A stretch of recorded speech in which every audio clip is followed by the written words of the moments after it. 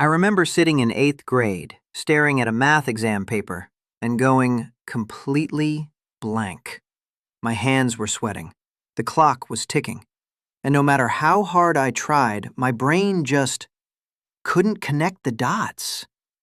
I failed that test, and for a long time, I believed I was simply not smart enough.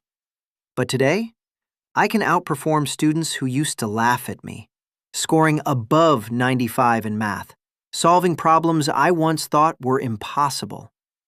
So, what changed? Not my IQ, not my genes. My brain did. And it changed because I trained it, deliberately, consistently, and with the right exercises.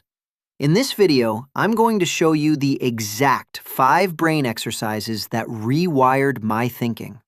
And the last one, number 5, has so much scientific evidence behind it, it's almost unfair to those who don't know about it.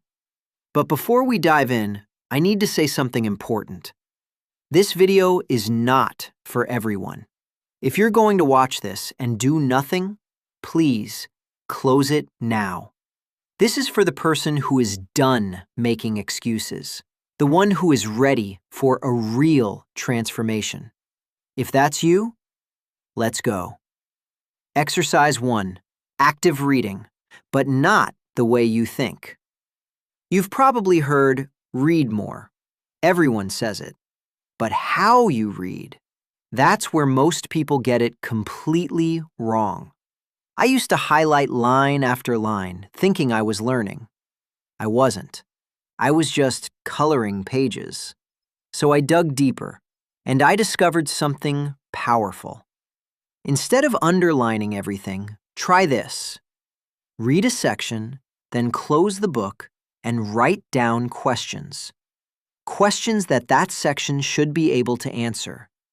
Then later, come back to only your questions and try to answer them from memory.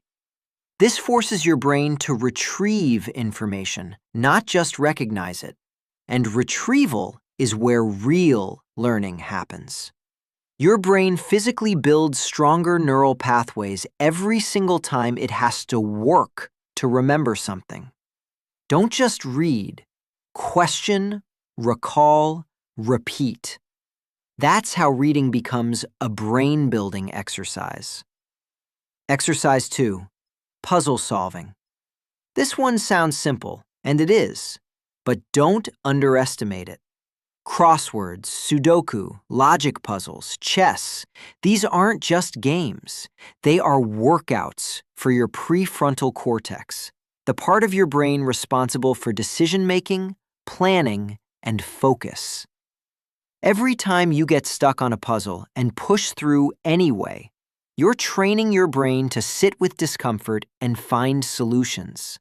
And that skill doesn't stay in the puzzle. It follows you into real life, into your exams, into your career, into every problem you face. Start with just 10 minutes a day. Your brain will thank you. Exercise 3, aerobic exercise. Move your body, upgrade your brain. Here's something most people don't realize. Your legs might be the most powerful brain tool you have. Running, cycling, fast walking. These activities flood your brain with a chemical called BDNF, brain-derived neurotrophic factor. Scientists literally call it miracle grow for the brain. It grows new brain cells, strengthens connections, and dramatically improves memory and focus. You don't need a gym. You don't need equipment. Just move. 20 to 30 minutes most days of the week. I started with morning walks. Within just 2 weeks, I noticed I could concentrate longer and think more clearly. It felt like someone had cleaned the fog from my mind. Your brain lives inside your body. When you take care of one, you take care of both. Exercise 4, journaling. The exercise that saved my mental clarity. This one is my personal favorite, because it changed me in ways I never expected. I used to carry so much mental noise, stress, self-doubt, random thoughts swirling around all day. My brain was cluttered, and a cluttered brain cannot focus. So I started journaling. Every night before bed, I would open a notebook and write down whatever was on my mind. Frustrations, wins, fears, ideas, even things that made no sense. Here's what happened. By writing it out, I was taking it out of my working memory. My brain stopped holding on to it, and suddenly, I had space. Space to think, space to focus, space to grow. But journaling does more than declutter. When you write about your experiences, your brain is forced to organize and make sense of them, which builds emotional intelligence, self-awareness, and critical thinking all at once. Try it tonight, just 5 minutes. Write without judgment. You'll be amazed at what comes out and how much lighter your mind feels tomorrow. Exercise 5. Spaced repetition, the most powerful brain sharpener that exists. I saved the best for last, and I mean it. This one has decades of scientific research behind it. It works on virtually every human brain on the planet, regardless of age, background, or intelligence level. It's called spaced repetition. Here's the idea. Your brain is designed to forget things. It doesn't see again.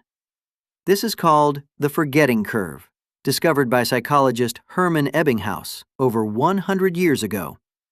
Within 24 hours, you forget up to 70% of what you learned. Within a week, almost everything.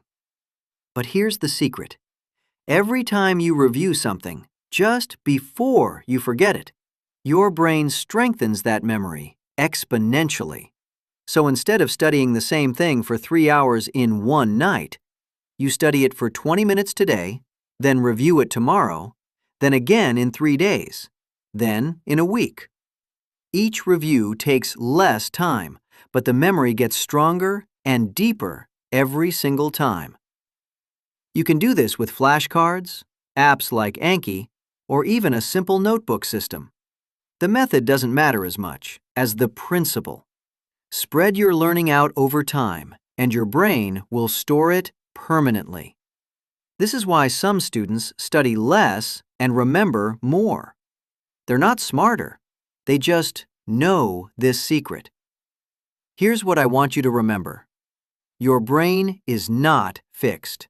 It is not finished. Science calls this neuroplasticity, the brain's ability to change, adapt, and grow at any age.